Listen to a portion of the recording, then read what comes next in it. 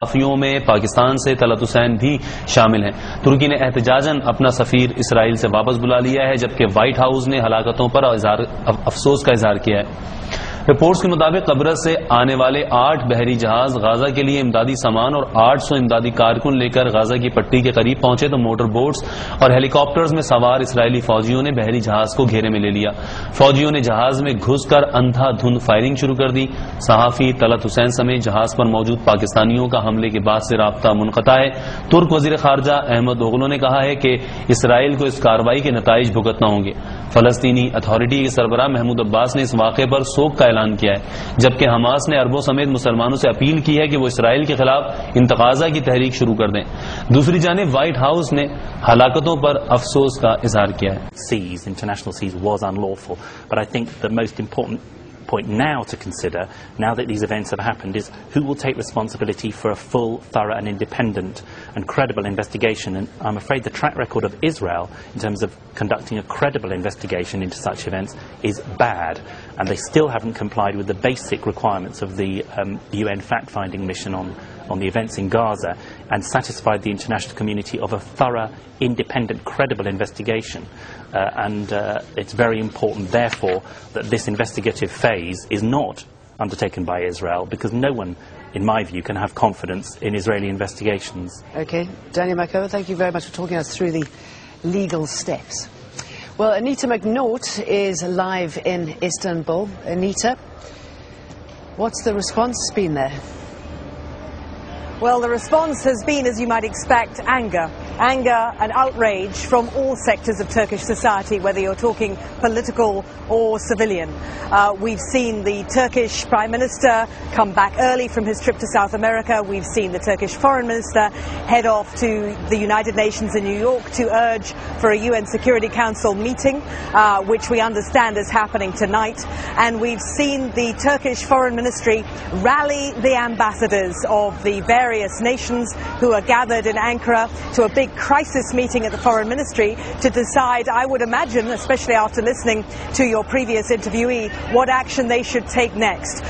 This raised all sorts of questions listening to that fascinating discussion of what Turkey's options might be. This raises all sorts of fascinating possibilities about what the Turkish government might feel it now has to do, might feel it wants to do, Jane. Yeah, because it's such an important player, such an important mediator, because by all accounts, you say that they're outraged, but their response has been relatively subdued, considering their boat has been boarded and some Turkish citizens have been killed.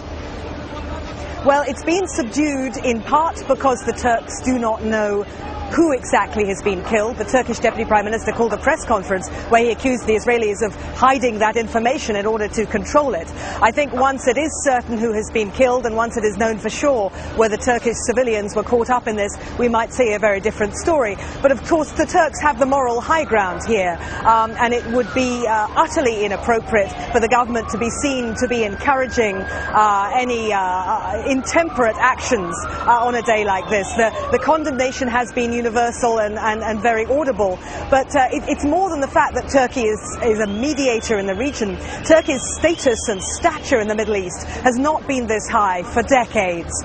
Some would say it's not been this high since the collapse of the Ottoman Empire. Turkey is a crucial, pivotal figure in the Middle East these days, and by virtue of some very strong words, often levelled against Israel, plus some very crafty diplomacy, plus the opening of new relations with all sorts of former antagonists, Turkey has gained the respect of many of its neighbours, and all eyes will be on Turkey here to see it take a leadership role in dealing with this, because whatever the view is in the West, in the Middle East, the Arab street, the Turkish street have had enough of Israel's behaviour in Gaza, and that leads us to, of course, the domestic political calculations being made here. It's an election year next year, and the Prime Minister has very much made a name and earned huge plaudits at home from being very, very critical of Israeli conduct in Gaza particularly. Gaza is a touchstone for Turks about egregious acts in the region.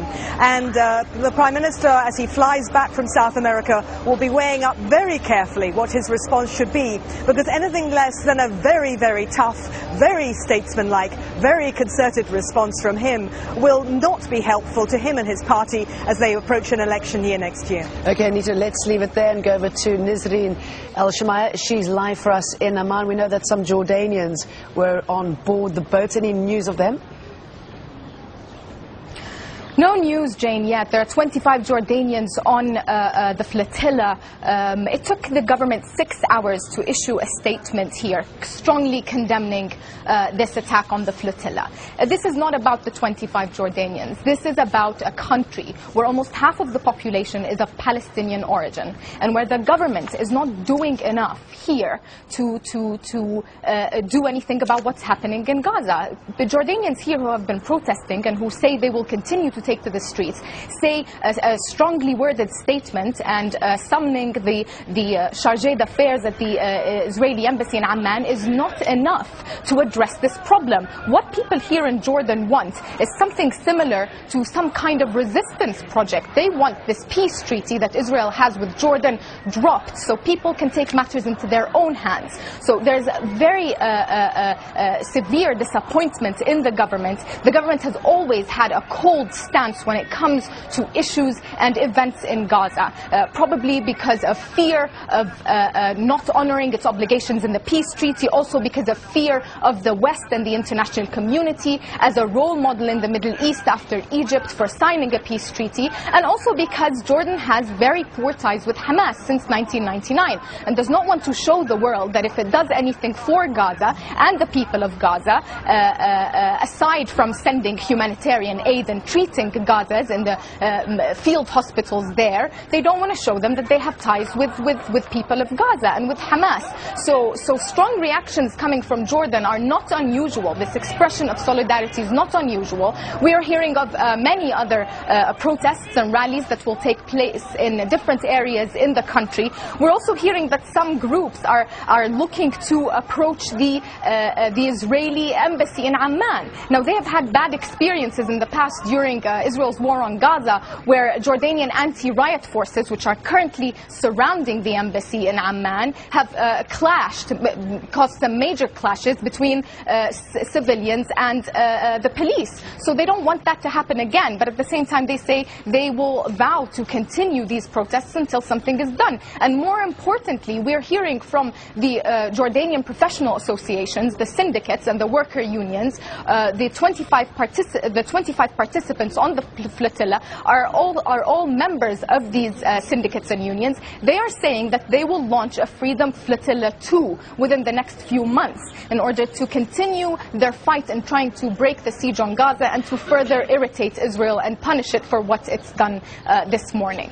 Okay, Nisreen, with that update from Amman. Well, one of those allegedly wounded in Monday's morning's raid on the flotilla was Sheikh Raed Salah. He is the leader of the Islamic movement in Israel. Israel has denied that Salah was wounded. Al Jazeera's Ayman Mohyeddin is in Sheikh Salah's stronghold of al-Fahm. Here in al-Fahm, Sheikh Raed Salah rose to prominence within the Palestinian community inside Israel, both as a politician and a social activist, where for years he led the campaign for equal rights for Israel's Arab citizens, but at the same time calling on the Israeli government to change its policies and tactics, and that has garnered him both international recognition and a very strong following, not just within the Palestinian communities inside Israel and the West Bank and Gaza Strip, but across the Arab world and across the Islamic world. So certainly followers of the Islamic movement and its members are following very closely the developments regarding the fate of Sheikh Raed Salah. He is a person of great controversy for the Israeli government, who for years has tried to restrict his movement, his access to some of the Islamic sites inside occupied East Jerusalem. And so certainly any development on his fate or his condition will raise serious questions and possibly have a spillover effect among the Palestinian community inside Israel. And that is a great cause of concern for the Israeli government, which has put its police forces across all of Israel on a heightened state of alert. Ayman Mohyeddin.